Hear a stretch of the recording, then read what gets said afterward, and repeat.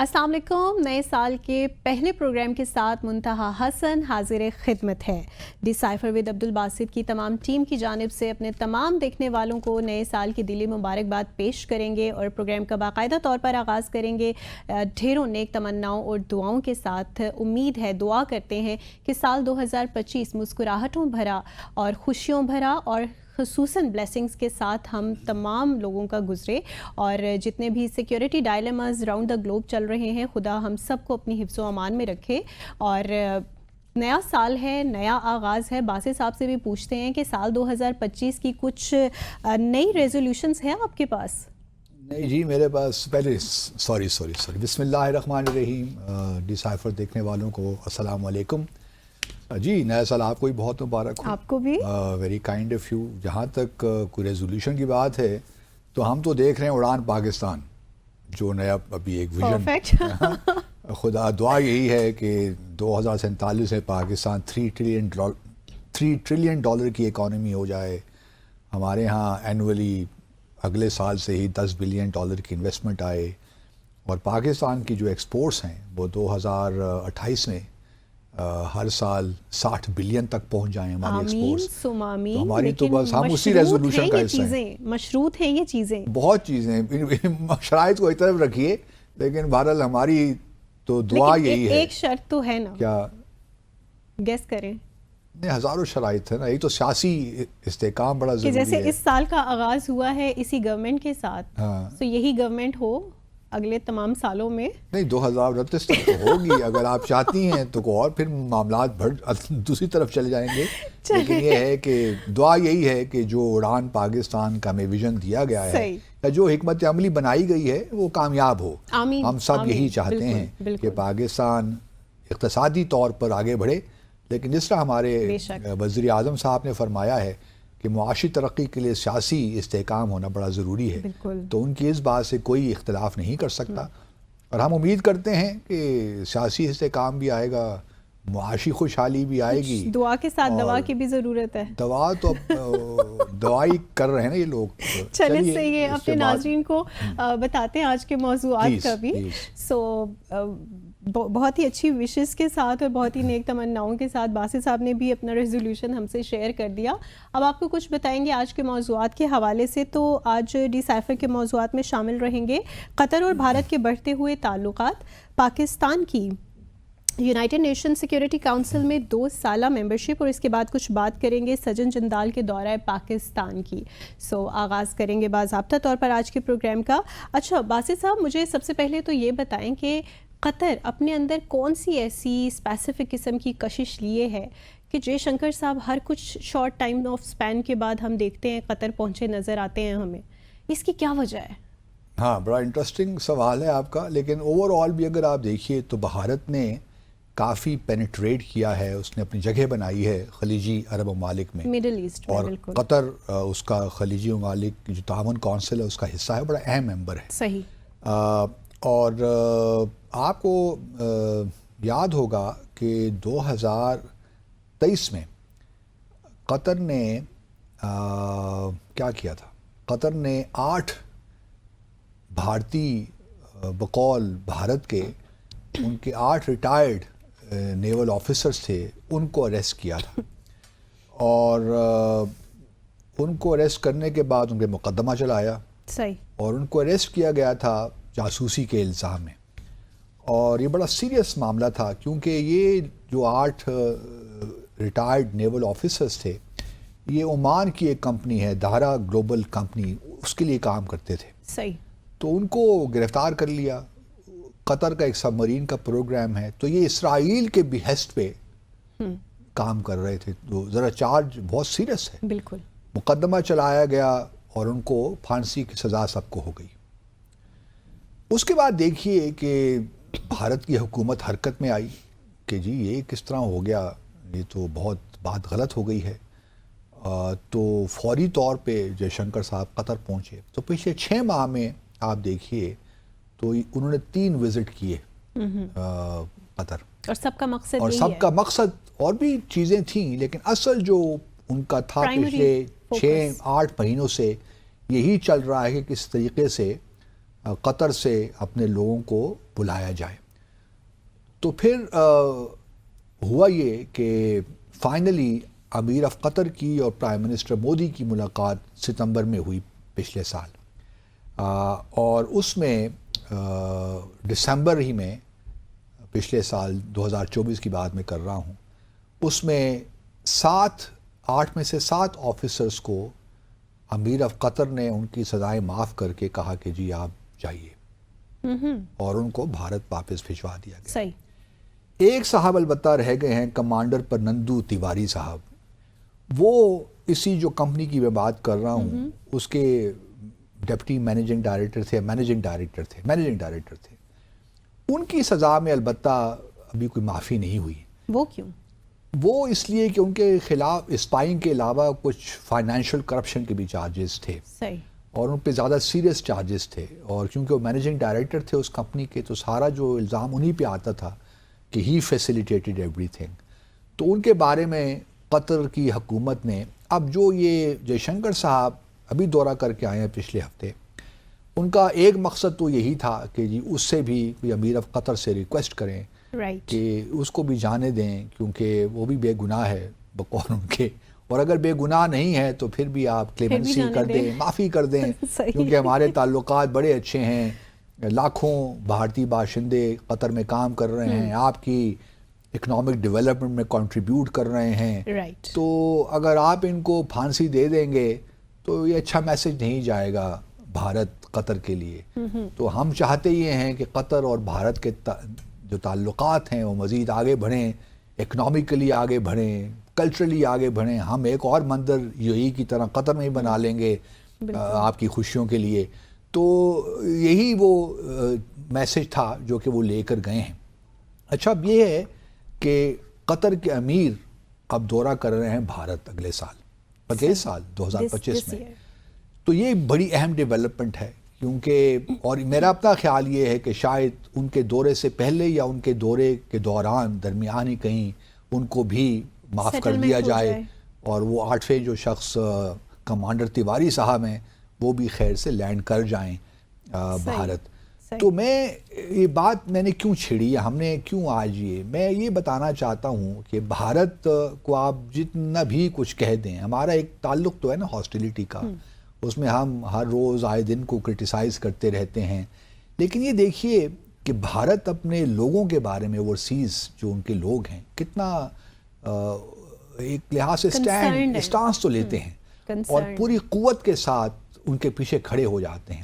اب یہ جو 8 نیول آفیسرز تھے, ریٹائرڈ ہی صحیح, لیکن ان کے خلاف کوئی عام قسم کے چارجز نہیں تھے, کیونکہ قطر جیسے ملک میں اور تمام خلیجی ممالک میں, عرب ممالک میں فار دیٹ میٹر, اس قسم کے کاموں پہ بڑی سخت سزا ہوتی ہے. اسی لیے ان کو سزائے موت ہوئی, اور سزائے موت کا مطلب معاف ہو جانا یہ بہت کم ہی ہوتا ہے, نظر ہی کہیں نہیں آتا. یا تو یہ ہوتا ہے نا کہ آپ نے سزائے موت دی, اس کے بعد آپ نے اس کو کنورٹ کر دیا لائف سینٹنس میں, عمر قید میں, وہ تو ممکن ہوتا ہے, اور ہم نے دیکھا ہے کئی بار ایسا ہوا بھی ہے. حالانکہ ابھی جو ہے امریکہ میں صدر بائیڈن نے بہت سے ایسے لوگ تھے جو ڈیتھ رو پہ تھے, ان کو معاف کر دیا, لیکن وہ بھی ابھی جیل میں شاید رہیں گے, عمر قید رہیں گے, جو بھی سلسلہ ہوگا. لیکن ایک فارنر کو اس طرح معاف کر دینا, فارنرز کو, اور وہ بھی 1 نہیں 2 نہیں 3 نہیں, پورے 7 لوگ جو ڈیتھ رو پہ تھے ان کو معاف کر دیا, اور پھر ان کو جانے بھی دے دیا بھارت میں. تو وہ میرے خیال میں پچھلے سال 7 بندے تو بھارت پہنچ گئے ہیں. اب مجھے لگتا ہے کہ یہ بھی پہنچ جائیں گے. اچھا, اب ہمارا بھی پاکستان میں ایک بہت بڑا ایشو چل رہا ہے, وہ کیا؟ ڈاکٹر عافیہ صدیقی کا. بلکہ ہماری عدالتوں نے بھی اس کا نوٹس لیا اور کہا کہ جی جو پاکستان کا سفارت خانہ ہے وہ کام نہیں کر رہا, ہمارے وہاں کے جو سفیر تھے وہ کیوں نہیں گئے ڈیلیگیشن, ایک ڈیلیگیشن لائرز کا, پولیٹیشینز کا شاید گیا ہوا ہے اس وقت ڈاکٹر عافیہ صدیقی کا کیس لے کر.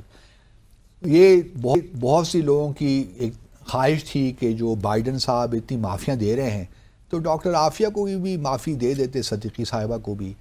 86 سال کی ان کی قید ہے, وہ مطلب اب کیا فرق پڑتا ہے کہ ان کو ہی معاف کر دیتے. لیکن کیوں معاف نہیں ہو سکتا, اصل سوال یہ ہے. دیکھیے جہاں تک پریزیڈنٹ جو بھی صدر ہو امریکہ کا، وہ جب ان کی ٹرم پوری ہوتی ہے 4 سال کی تو اپنے آخری مہینے میں وہ اس قسم کے کام کرتے ہیں. بہت سے کنوکٹس ہوتے ہیں جن کی وہ سزائیں معاف کر دیتے ہیں، ان کو رہا کر دیتے ہیں. لیکن ڈاکٹر عافیہ صدیقی کا ہمارے ہاں لوگ یہ بھول جاتے ہیں کہ وہ امریکی شہری، سنا ہے کہ ان کے پاس گرین کارڈ بھی تھا، سب کچھ تھا، لیکن بہرحال وہ امریکی شہری نہیں تھیں ایز سچ. صحیح. تو اگر شہری تھی بھی تو وہ پاکستان کی شہریت بھی شاید رکھتی تھیں، مجھے صحیح نہیں معلوم. لیکن وہ شاید ایک لحاظ سے ہے کہ ہمارے جو پولیٹیشنز ہیں، ہماری جو سرکار ہے، انہوں نے اتنا زور نہیں لگایا. کتنی دفعے ہمارے فارن منسٹرز جو ہیں وہ ڈاکٹر عافیہ صدیقی ہی کے لیے امریکہ گئے ہوں گے، یا کس نے بہت ہی زبردست طریقے سے ان کا ایشو اٹھایا ہوگا. ٹھیک ہے، کچھ ہمارے ایک سینیٹر ہیں مشتاق احمد خان صاحب، جن کا تعلق جماعت اسلامی سے ہے، وہ جاتے رہے ہیں، بلکہ ملاقات بھی انہوں نے کی. وہ ڈاکٹر فوزیہ صدیقی جو ان کی بہن، ان کے ساتھ ہی گئے تھے. لیکن وہ انفرادی طور پہ کاوشیں بڑی ان کو مطلب ہم پذیرائی کرتے ہیں ان کی، لیکن اس کا اثر نہیں ہوتا جب تک ریاست پیچھے نہ کھڑی ہو. اب ریاست برائے نام تو کھڑی ہے، ہم اچھی بڑی بڑی باتیں سب سنتے ہیں ڈاکٹر عافیہ صدیقی سے متعلق کہ حکومت یہ کرے گی تو حکومت وہ کرے گی. وہ پولیٹیکل گیمز کے لیے کرتے ہیں. جب ہمیں ضرورت نظر آتی ہے نا کہ یہاں پہ اب یہ کارڈ کھیلیں گے تو ہمیں کچھ پے بیک ملے، پولیٹیکل ہمیں اس کا فائدہ ہوگا، تب تو کرتے ہیں. ادروائز تو اب ایک ان کو یہ بھی ہے کہ جی یہ دہشت گردی کے الزام میں پکڑی گئی ہیں، تو پاکستان کو کیا ضرورت پڑی ہے کہ ہم اس پہ جو ہے بات چیت کریں امریکہ سے. اور پھر دوسرا یہ ہے کہ جب ہم بات کرتے ہیں تو یہ بھی ہوتا ہے کہ وہ شکیل افریدی جن کو ہم نے یہاں پکڑا ہوا ہے، وہ اسامہ بن لادن کے کیس میں، اس کو وہ چھڑوا لیں گے ہم سے، سواپ کرنے کا معاملہ آ جائے گا. تو it makes no sense for the government of Pakistan to invite pressure on doctor Shakil Afridi. So it is better کہ ہم ڈاکٹر عافیہ صدیقی کے معاملے کو ٹچ ہی نہ کریں. یہ میں جانتا ہوں اور فار اے فیکٹ کہ ہمارا جو کانسلیٹ ہے ہیوسٹن میں، کانسلیٹ جنرل، اور جو بھی کانسل جنرل وہاں رہا ہے، وہ باقاعدگی کے ساتھ ڈاکٹر عافیہ صدیقی سے ملاقات ان کی ہوتی رہی ہے گائے بگائے، اور ان کی خیر و عافیت پوچھنے کے لیے بھی جاتے رہے ہیں. لیکن اور ہم نے ایک مرحلے پہ ہم نے ایک لائر کو بھی انگیج کیا تھا، اور گورنمنٹ آف پاکستان نے اس کا فی بھی دی تھی. لیکن اب کیس اتنا، حالانکہ اگر اس کو بڑے سفارتی ہائیسٹ سطح پہ اگر پرسو کریں تو شاید کوئی رزلٹ نکل آئے. لیکن میرا نہیں خیال کہ کسی بھی وزیر اعظم نے جا کر، پہلے تو ملاقاتیں کتنی ہوئی ہیں ہمارے وزیر اعظم، ہمارے آخری وزیر اعظم تو 2019 میں ہی گئے تھے، جولائی 2019 میں ہی. اس کے بعد تو کوئی، اور پھر شہباز صاحب پچھلے سال گئے تھے UNGA، انہوں نے ہینڈ شیک کیا تھا بائیڈن کے ساتھ وہ نیو یارک میں. تو وہ ملاقات تو نہیں تھی نا کہ باقاعدہ کوئی ملاقات ہوتی. پھر یہ ہے کہ پچھلے 4 سال میں سیکرٹری بلنکن تو پاکستان آئی نہیں، یا کوئی سینئر آفیشل تو اس طرح آیا ہی نہیں. وہ اسسٹنٹ سیکرٹری اور ڈپٹی سیکرٹری تو آتے رہے، لیکن اس سے کوئی معاملات آگے نہیں چلتی. یہ تو سیاسی معاملات ہیں، اور ان کا جو سیاست دان ہے وہی صحیح جواب دے سکتا ہے نا اس پہ. تو ہمارا ایک پرابلم یہ رہا ہے کہ ہم کنسسٹنٹ نہیں رہے اور نہ اتنے فورسفل رہے ہیں ڈاکٹر عافیہ صدیقی سے متعلق شاید. اور دوسری بات یہ بھی یاد رکھیے کہ ڈاکٹر عافیہ صدیقی کو اگر وہ رہا نہیں کرتے تو اس کی ایک وجہ یہ بھی ہے کہ ہم نے خود ڈاکٹر عافیہ صدیقی کو ان کے حوالے کیا. ایسے ہی ہے. یا تو یہ ہوتا نا کہ انہوں نے خود گرفتار کر لیا ہوتا، یہ مشرف صاحب کے زمانے کی ساری باتیں ہیں، انہوں نے، ہم نے خود فیسیلیٹیٹ کیا کہ آپ ڈاکٹر عافیہ صدیقی کو لے جائیے امریکہ اور وہاں پہ جا کے، تو پھر وہ کس منہ سے اب ہم جا کے ان کی واپسی کی بات کریں. تو جب ریاست خود اس قسم کے کام کرے گی تو پھر یہ آپ توقع نہ رکھیں دوسری ریاست سے کہ وہ آپ کو فیسیلیٹیٹ کرے گی، آپ کو oblige کرے گی اس معاملے میں. آپ نے خود ہی ایک شخص کو حوالے کیا اور اب آپ نعرے لگانے لگ رہے ہیں کہ اس کو واپس کریں. اس طرح نہیں دنیا چلتی. دنیا کے چلنے کا اب دیکھو نا، قطر اور بھارت کی مثال میں نے اس لیے دی کہ ایک بہت بڑی سیریس سچویشن تھی بھارت کے لیے، لیکن انہوں نے بڑی پرسسٹنس کے ساتھ اور پرسویرنس کے ساتھ سفارتکاری میں جان لگا دی. دیکھیں نا، جے شنکر کے 6 مہینے میں 3 وزٹس ہونا کوئی کسی فارن منسٹری کے لیے کام نہیں ہوتی. تو وہ گئے، بار بار گئے، اپنے اور آفیشلز کو بھجوایا. مودی صاحب خود انہوں نے ملاقات کی امیر قطر سے، اور یہ ٹاپ آف دا ایجنڈا تھا ان کا کہ ہم نے ان کی بات کرنی ہے. تو جب انہوں نے انسسٹ کیا اور جب قطر کو یہ محسوس ہوا کہ یار بھارت اتنے ٹاپ لیول پہ ہائیسٹ لیول پہ کنسرنڈ ہے تو انہوں نے پھر اوبلائش کر دیا. تو اس طرح ہی ہوتی ہیں سفارتکاری. لیکن بہرحال ہمارے ہاں مجھے کوئی امید نہیں ہے کہ ڈاکٹر, اور مجھے بڑے دکھی دل کے ساتھ یہ میں کہہ رہا ہوں, نیور اینڈنگ فینومینا. ہاں یہ اب مشکل لگتا ہے مجھے, unless کہ something miraculous happens. چلیں یہاں چھوٹا سا وقفہ لیں گے, بریک کے بعد واپس آئیں گے اور شامل کریں گے دیگر موضوعات کو. Stay with us. Welcome back after the break. سال 2025 کا آغاز ہوتے ہی پاکستان میں ایک اور چیز کا بھی آغاز ہو گیا. 2 سال کے لیے یونائٹڈ نیشنز سیکیورٹی کاؤنسل کی ممبرشپ مل گئی ہے پاکستان کو. اب پاکستان اس ممبرشپ کا کس طرح سے فائدہ اٹھائے گا؟ اسپیسیفکلی اگر میں کشمیر ایشو کی بات کروں, باسط صاحب, what are the expectations versus the reality کہ پاکستان یہ 2 سال کس طرح سے کیش کرانے جا رہا ہے؟ مجھے بتائیں کشمیر پر کوئی بات ہوگی یا کہ پس پش ڈال کر ہم آگے چل دیں گے؟ ہاں, آپ کو یاد ہے پچھلے سال جنوری میں جب 2024 کا آغاز ہوا تھا تو کیا ہوا تھا؟ کوئی یاد آ رہا ہے آپ کو؟ کیا؟ ایران نے میزائل اور ڈرون کا اٹیک کر دیا تھا بلوچستان میں. 16 جنوری کی بات ہے. اور پھر پاکستان نے بھی ریئیکٹ کیا تھا. تو وہ سال کا آغاز کو اتنا اچھا نہیں ہوا تھا, لیکن اس سال کا آغاز کو اچھا ہو رہا ہے. کم از کم پاکستان 2 سال کے لیے غیر مستقل ممبر بن گیا ہے.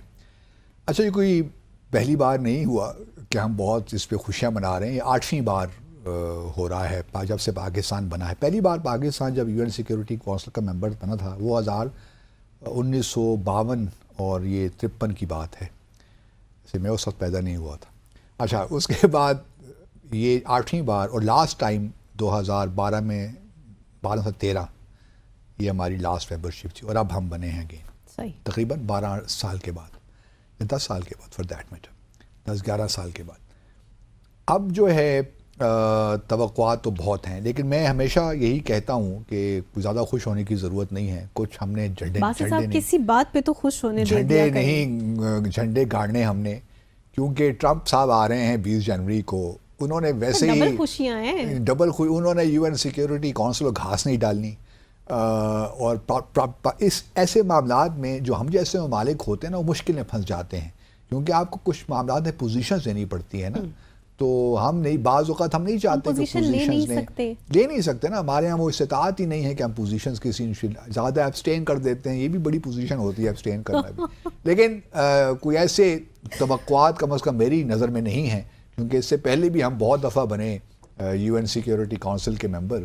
لیکن بس وہی ہوتا ہے نا, نشستن گفتن برخاستن والی بات ہے.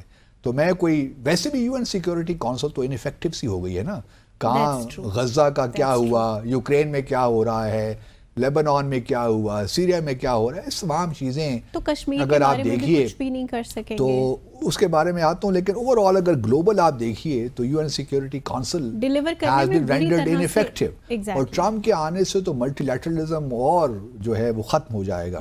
تو ٹھیک ہے, ایک آپٹکس ہے, ایک سمبلزم ہے, لیکن ایلوژنز بھی ہیں کچھ لوگوں کے یہاں پاکستان میں, لیکن کوئی فرق پڑنے والا نہیں ہے. سچی بات تو یہ ہے میری نظر میں, اگر پاکستان کب کیسے ہوگا, میں اکثر سوچتا بھی ہوں کہ 2019 کے بعد کا معاملہ بھی ہم نے دیکھا نا, کہ اس وقت چلے ہم ممبر نہیں تھے, لیکن اس وقت ہم چونکہ 2 سال کی ممبرشپ مل رہی ہے تو دیکھیے ایک تو مڈل ایسٹ کے ایشوز آئیں گے بار بار.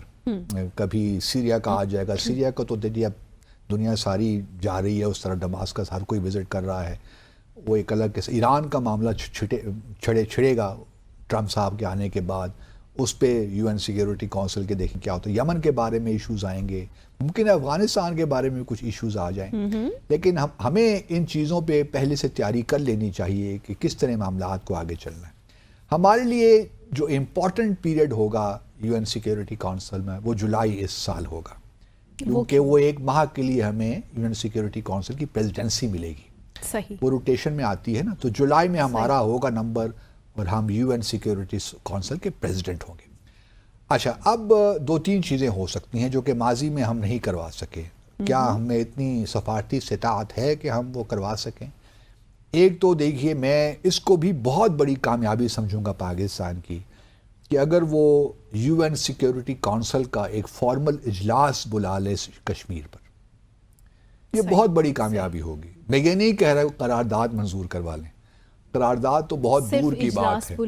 اگر ایک فارمل اجلاس بھی بلا لیتے ہیں تو میری نظر میں مطلب تالیاں بجاؤں گا پاکستان کے لیے, بہت خوش ہوں گا میں. صحیح. اور یہ بہت بڑی ایک کامیابی آپ کہہ لیں ہو سکتی ہے. اس کے بعد ایک پریزیڈینشل پریس اسٹیٹمنٹ ایشو ہو جائے گی, پریس اسٹیٹمنٹ, تو وہ بھی ہمارے لیے کامیابی ہوگی. جب اگر اجلاس ہوتا ہے تو پھر ایک پریس اسٹیٹمنٹ آ جائے گی یا پریزیڈینشل اسٹیٹمنٹ آ جائے گی, وہی کامیابی ہے. دیکھیے اس وقت جو قومی اسمبلی یا سیکیورٹی کونسل جو ہے اس کا اگر آپ کمپوزیشن دیکھیے تو 5 تو P5 کنٹریز ہو گئے. صحیح. ہم جانتے ہیں کون سے ممالک, اور دوسرے 10 اور نان پرماننٹ ممبرز ہیں.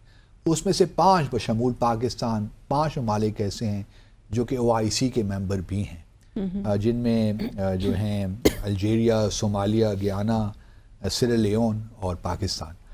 تو اب یہ OIC میں بھی چونکہ اختلافات ہیں, ہمیں OIC سے بھی کوئی خاص جواب نہیں ملا کشمیر میں 2019 کے بعد, تو ہم یہ توقع نہیں رکھ سکتے کہ یہ ممالک جو ہیں ہمیں سپورٹ کریں گے. صحیح. اب ہوگا یہ کہ پاکستان کوشش کر سکتا ہے کہ جی ایک ریکویسٹ ڈال دے, ایک فارمل سیشن ہونا چاہیے, لیکن اس سے پہلے ہر فارمل سیشن سے پہلے اگر کوئی نیا ایجنڈا آتا ہے, آئٹم ہے جس پہ پاکستان چاہتا ہے کہ اس پہ بحث ہو, تو اس کو پھر انفارمل کنسلٹیشن سے پہلے ہوتی ہیں, جس طرح 2019 میں ہوا تھا. صحیح صحیح. تو انفارمل کنسلٹیشن فیصلہ ہوتا ہے کہ اس کے لیے فارمل میٹنگ بلانا ضروری ہے کہ نہیں.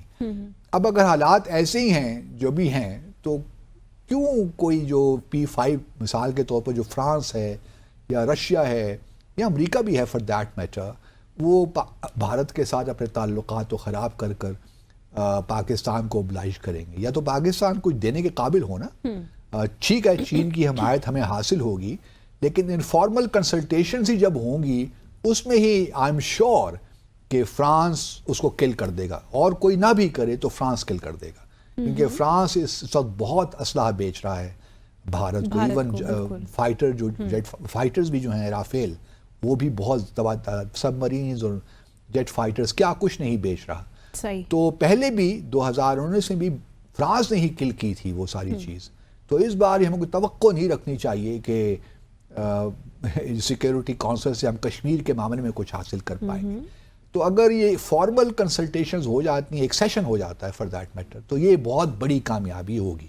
اس کے علاوہ کیا ہو سکتا ہے اور سینیریوز اگر آپ بنائیے, کیا پاکستان نے یہ کم از کم میرے نالج میں نہیں ہے, لیکن شاید کہیں سیشن میں اس قسم کی چیزیں ڈسکس ہو رہی ہوں, کیونکہ ابھی ایک مختصراً انوائس کانفرنس تو ہوئی ہے جس میں اہم ممالک کو بلایا گیا تھا واشنگٹن سے بھی, اور کچھ شاید بھارت کچھ اور ممالک سے بھی کچھ بلایا گیا, کنسلٹیشنز ہو رہی ہیں یا ہو چکی ہیں. تو ممکن ہے کہ یہ بھی دیکھیے ایک پروویژن ہے یا ایک آرٹیکل ہے یونائیٹڈ نیشن سیکیورٹی کونسل کا, آرٹیکل 96, جی. اس کے تحت جو UN سیکیورٹی کونسل ہے یا UNGA ہے, وہ کچھ معاملات ریفر کر سکتی ہے انٹرنیشنل کورٹ آف جسٹس کو دہیگ میں. صحیح. کہ جی ایک معاملہ ہے, ایک ڈسپیوٹ ہے, اس پہ آپ اپنی رائے دیجیے, ایڈوائز دیجیے کہ ہمیں کیا کرنا چاہیے یا یہ معاملہ کس طرف جانا چاہیے. اب اس کے لیے بھی ایک کنسنسس ہونا ضروری ہے. اگر کنسنسس نہیں بھی ہے تو یہ کم از کم ضروری ہے کہ کوئی جو P5 کا کوئی بھی ملک اس کو ویٹو نہ کرے. اب بھارت اور پاکستان کو یہ کیلکولیٹ اپنے تئیں کر رہے ہوں گے کہ اگر ہم نے ریفر کیا, دیکھیے ایک طریقہ یہ بھی ہے نا کہ آپ چاہتے ہیں یار یہ مسئلہ ختم ہو. ICJ میں پہلے پاکستان شاید گھبراتا تھا یا بھارت بھی گھبراتا تھا کہ اگر ہم نے ICJ کو ریفر کیا معاملہ, تو ممکن ہے کہ ICJ کی جو ججمنٹ آئے, جو بھی ایڈوائزری اوپینین آئے, وہ شاید ہمارے اسٹانس سے قابل قبول نہ ہو, یا ہمیں قابل قبول نہ ہو, یا پھر ہمارے لیے ایک نقصان ہو جائے ہماری پالیسی کو. وہ کچھ ایسی ایڈوائز دے دیں جو کہ ہمارے لیے ماننا مشکل ہو. تو دونوں طرف سے یہ تھا. اب میں سمجھتا ہوں کہ پاکستان کو یہ ایک فیصلہ کرنا ہے کہ آیا اگر وہ یہ سوچتے ہیں کہ اس وقت ٹائم ہے کہ ہم ICJ کو ریفر کر دیں یہ معاملہ, تو بھارت کس طرح رسپونڈ کرے. کیونکہ فرانس اگر اس قسم کی ریکویسٹ آتی ہے تو فرانس, US وغیرہ جو دوست ہیں بھارت کے, وہ تو فوری طور پہ ان سے کنسلٹ کریں گے نا, جی آپ بتائیے کیا کریں, ہم اس کو ویٹو کریں یا اس کو جانے دیں. اب بھارت نے بھی کیلکولیٹ کرنا ہے کہ اگر ICJ کی کوئی ایڈوائزری اوپینین آتی ہے تو کیا ہو سکتی ہے. کیونکہ دیکھیے 2019 کے بعد تو بھارت نے آئینی چالاکیاں کر کے اقدامات لے کر اس کو بالکل انیکس کر لیا ہے نا. بالکل. تو صورتحال زمین پہ ہی بدل گئی ہے. تو سوال یہ پیدا ہوتا ہے, اصل کوشچن یہی ہے کہ بھارت اس کو کس طرح دیکھ رہا ہے. آیا اب وہ آئی سی جے بھی کیا کہہ سکتا ہے, اس کی ایڈوائس کیا ہو سکتی ہے. ایک تو یونائیٹڈ نیشنز کی ریزولوشن ہے, آبویسلی ہم جب کیس جب جائے گا تو کچھ ہماری طرف سے بھی آرگومنٹس ہوں گے, کچھ کاؤنٹر آرگومنٹس بھارت کی جانب سے بھی ہوں گے, کچھ کشمیری بھی آئیں گے. تو آئی سی جے پھر ایک ایڈوائزری اپنی اوپینین دے گا کہ بھئی یو این سیکورٹی کونسل کو بھجوا دے گا کہ جی ٹھیک ہے آپ کی جو, ایک تو یہ ہو سکتا ہے نا بہت, اگر ہم ایلوژن جو آپ نے لفظ استعمال کیا کہ جی یو این سیکورٹی کونسل کی جو پہلی 17 جنوری 1948 سے لے کر 1957 تک جتنی بھی 11-18 ریزولوشنز ہیں ان پہ عمل درآمد ہونا چاہیے, اور کشمیریوں کو ان کا حق خود ارادیت ملنا چاہیے یو این ٹیمپلیٹ کے مطابق جو بھی ہے. ایک تو یہ اگر ہو جائے تو نتھنگ لائک دیٹ. ہو نہیں پائے گا, مطلب ہم تو سارے سینیریوز ڈسکس کر رہے ہیں. تو ایک تو یہ پاسبلٹی ہے. دوسری پاسبلٹی یہ بھی ہو سکتی ہے کہ آئی سی جے کہے کہ اب بہت ٹائم ہو گیا ہے اور زمینی حقائق تبدیل ہو گئے ہیں, تو یہی لائن آف کنٹرول کو سافٹ بارڈر, انٹرنیشنل بارڈر بنا دیجیے آپ. اب یہ کچھ لوگوں کو قابل قبول ہو سکتا ہے دونوں سائڈز پہ, کیونکہ یہی 4 پوائنٹ فارمولا جو مشرف کا تھا, بھارت اور پاکستان یہی ڈسکس کر رہے تھے نا. صحیح. کہ کسی طریقے سے اس کو سافٹ بارڈر بنا دیا جائے, لوگ آئیں جائیں, ایک جوائنٹ میکنزم ہو, دونوں پاکستان اور بھارت مل کر اس علاقے میں جوائنٹ ایک اٹانومی بھی دے دے ان کو. صحیح. لیکن ساتھ ساتھ جوائنٹلی اس کو ایڈمنسٹر کریں, گورن کریں. تو اس قسم کی ایڈوائس بھی آ سکتی ہے کہ جی اب معاملہ بہت ہو گیا ہے, زمینی حقائق تبدیل ہو گئے ہیں, آزاد جموں اور کشمیر اب پاکستان کا آلموسٹ حصہ ہی ہو گیا, گلگت بلتستان بھی ہو ہی گیا ہے. تو اب یہاں پہ اس قسم کی جو ہے نا جو ریزولوشنز ہیں یونائیٹڈ نیشن سیکورٹی کونسل کی, وہ امپلیمنٹ نہیں ہو سکتی پریکٹیکلی اسپیکنگ. تو اس وجہ سے ہماری ایڈوائز یہی ہے کہ سیکورٹی کونسل اس قسم کا کوئی فارمولا لے کر آئے اور وہ دونوں سائڈ سے کنسلٹ کر کے اس طرف بات چلے. پھر ممکن ہے کہ یو این سیکورٹی کونسل اس کے اسپیشل انوائے بنا دے کشمیر پر, تاکہ وہ اس جو آئی سی جے کی ایڈوائزری اوپینین اس کے مطابق کام کرے. لیکن یہ ساری باتیں ہائپوتھیٹیکل ہیں, اس میں ہونا کچھ نہیں ہے. سچی بات تو یہی ہے, اور یہ باتیں ہم کر رہے ہیں لوگوں کی کیا کہہ رہے ہوں, کیا کہتے ہیں, ان کی تفریح کے لیے. یہ تو میں نہیں کہتا, تفریح کے لیے نہیں, لیکن یہ ہے کہ اس کو براڈ کرنے کے لیکن یہ ہے کہ حقائق سامنے رکھنے کے لیے کہ اگر ہم شروع سے کنسسٹنٹ ہوتے, شروع سے ہم کشمیر کے ایشو پہ ایک موقف لیتے, اس میں ڈاماڈول نہ ہوتے, تو آج شاید ہم اس جگہ پہ کھڑا نہ ہوتے جہاں پر. لیکن چونکہ ہم نے ماضی میں اس قدر غلطیاں کی ہیں, ابھی بھی دیکھیے کشمیر پہ کوئی فوکس نہیں ہے. تقریریں تو کر لیتے ہیں لیکن سفارتکاری کہیں نظر نہیں آتی کہ کشمیر پہ کچھ آپ کر کے دکھائیں. اور میں نے اپنی کتاب ہاسٹیلیٹی میں کئی تجاویز بھی سامنے رکھی ہیں کہ خدا را یہی 3-4 اقدامات لے لیجئے, کچھ ہائپ تو کریٹ کیجئے نا کشمیر پر. جب آپ ہائپ ہی کریٹ نہیں کرنا چاہتے تو سیکیورٹی کونسل میں آپ ممبر ہوں نہ ہوں کیا فرق پڑتا ہے. اور پھر آپ میں ہمیشہ یہی کہتا ہوں کہ جو فیصلے ہوتے ہیں نا وہ نیو یارک یا جنیوا میں نہیں ہوتے, فیصلے ہوتے ہیں پیرس میں, واشنگٹن میں, لنڈن میں. جب تک آپ کے بائی لیٹرل ریلیشنز مضبوط نہیں ہوں گے آپ نیو یارک یا جنیوا میں وہ رزلٹ نہیں نکال سکتے. صحیح. سو ایکسپیکٹیشنز رکھنی چاہیے. نہیں کوئی ایکسپیکٹیشن نہ رکھیں بہرحال. چلیں باسط صاحب نے تو بس برملا اظہار کر دیا جی, کوئی ایکسپیکٹیشن نہیں رکھنی چاہیے. مجھے پھر بھی کچھ نہ کچھ توقعات ہیں اور امید ہے کہ ان کا کچھ پاس رکھا جائے گا. اسی کے ساتھ لیں گے مختصر سا وقفہ, بریک کے بعد واپس آئیں گے اور کچھ بات کریں گے سجن جندال کے دورہ پاکستان کی. بریک کے بعد خوش آمدید. باسط صاحب, سنا ہے کہ نواز شریف صاحب کے لیے بڑے کچھ دعوت نامے آ رہے ہیں بھارت سے, یہ اندر کی کہانی تو بتائیے گا. یہ آپ کو کیسے پتا چل گیا؟ پہلے تو آپ کے ساتھ رہ رہے کہ کل آپ لاہور میں ولیمے میں شامل تھیں نواز شریف صاحب کے پوتے کی جو شادی ہوئی ہے. آئی تھنک آپ تھے. نہیں, میں تو بڑا پریشان ہوں کہ نواز شریف صاحب نے مجھے دعوت نامہ ہی نہیں بھجوایا. میں تو توقع رکھ رہا تھا کہ کچھ ہماری جان پہچان ہے, ہم بھی سجن جندل کے ساتھ ہماری ملاقاتیں بھی ہیں, تو کچھ بھرم بھی رکھ لیتے, ہمیں بھی ایک دعوت نامہ بھجوا دیتے. لیکن اس غریب کو کون پوچھتا ہے. تو پہلے تو یہ ہے کہ بہت بہت مبارک ہو نواز شریف صاحب کو, حسین نواز صاحب کو اور ان کے بیٹے زید حسین نواز کو, شادی ہو گئی ماشاءاللہ اس کی. تو بہت بہت مبارک ہو، ڈھیر ساری دعائیں ان کے لیے. بے شک. لیکن یہ ہے کہ نواز شریف صاحب نے ہمیں نہیں بلایا، ہمیں اس کا افسوس ضرور رہے گا. کبھی ملاقات ہوئی سر راہ تو ضرور پوچھیں گے کہ آپ نے ہمیں کیوں نہیں بلایا. صحیح. اچھا، اب یہ جو ہے سجن جندال، یہ اسٹیل ٹائکون ہیں، بہت امیر آدمی ہیں، اور ان کی دوستی جو ہے نواز شریف صاحب سے کافی گہری ہے. کتنی گہری؟ اتنی گہری کہ جب یہ ایکسائل میں بھی تھے لنڈن میں، پچھلے جب سے وہاں رہ رہے تھے، تو وہاں بھی ان کی ملاقاتیں ہوتی رہی تھیں. صحیح.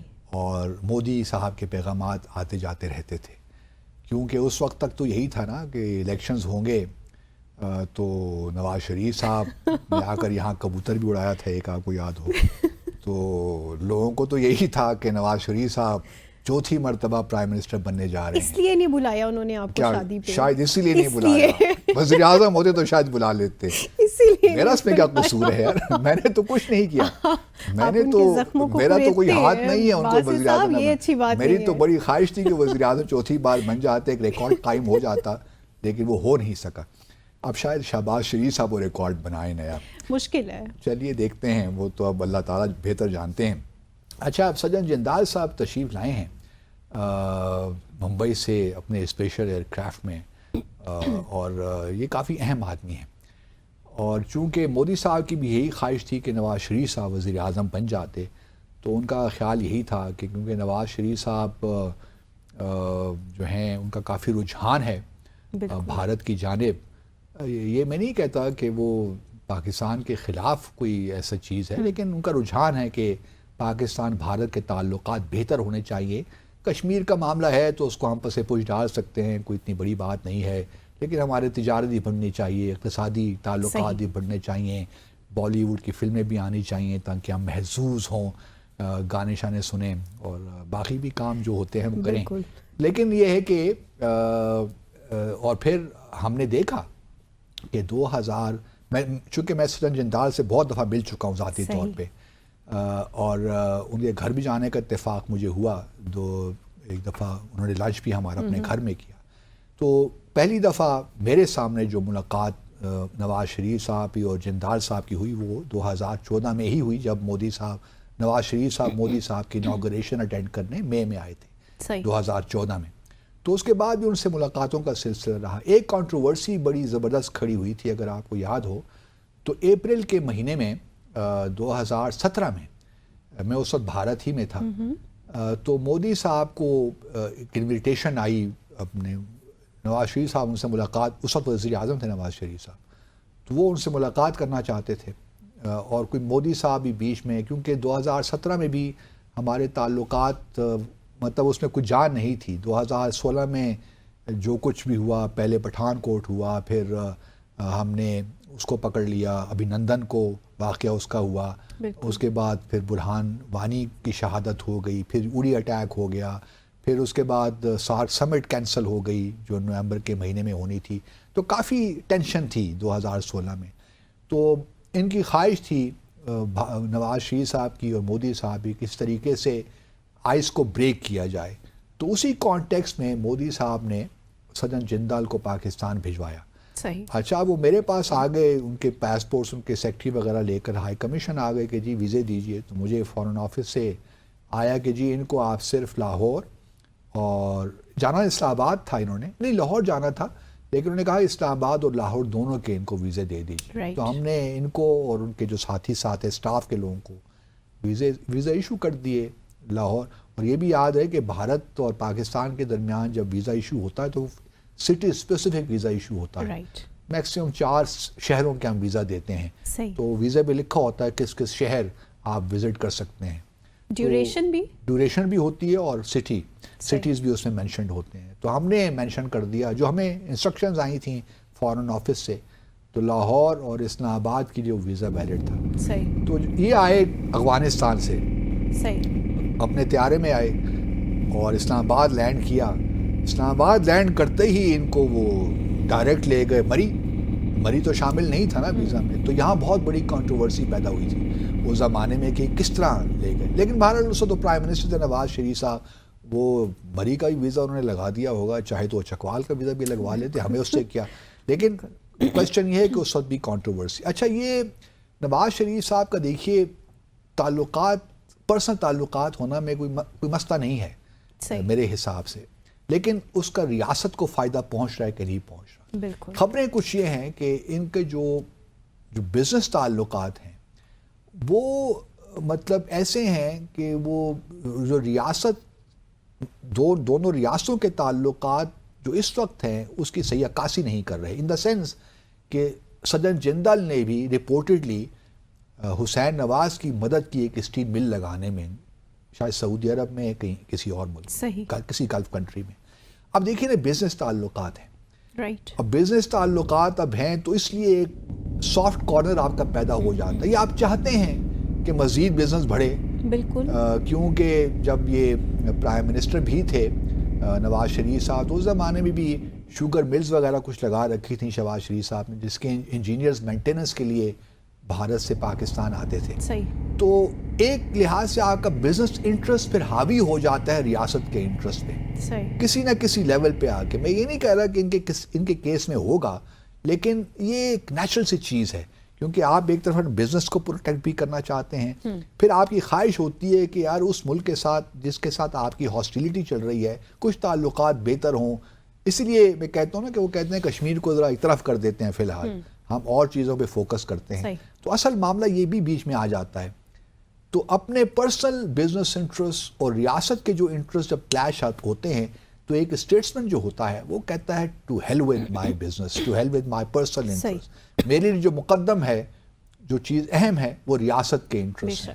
اب اس کیس میں تو نواز شریف صاحب بھی بہتر بتا سکتے ہیں نا کہ ان کے ذہن میں کیا ہے. میں ان کا ذہن تو نہیں پڑھ سکتا یا میں جانتا نہیں ہوں کہ کیا وہ سوچتے ہیں، لیکن میرا اپنا خیال یہ ہے کسی نہ کسی حد تک یہ جو بزنس انٹرسٹ ہیں اس فیملی کے وہ ایک لحاظ سے ان کو انکریج کرتے ہیں کہ بھارت کے ساتھ بس کچھ بھی ہو جائے تعلقات بہتر ہو جائے. چلے آپ نے یہ جو جندال صاحب کی بات کی، یہ تو مودی صاحب کے بھی بہت قریب ہے. بہت ابھی قریب. ان کا آنا کیا کوئی ایسی ریفلیکشن ہے کہ مودی صاحب دیکھیے پاسبل ہے. میری جہاں تک میں کچھ بھارتی میں جو کچھ جرنلسٹ ہیں یا وہاں پہ جو لوگ ہیں جن کو میں جانتا ہوں ان سے کچھ بات چیت ہوئی تو انہوں نے کہا کہ ممکن ہے کہ یہ کچھ مودی صاحب کوئی دعوت نامہ لے کر آئے ہیں نواز شریف صاحب کے لیے کہ آپ آ جائیے، جاتی عمرہ بھی آئیے اپنے جو آپ کا نواز شریف صاحب کے لیے. شہباز شریف صاحب ابھی کسی کھاتے میں نہیں ہیں.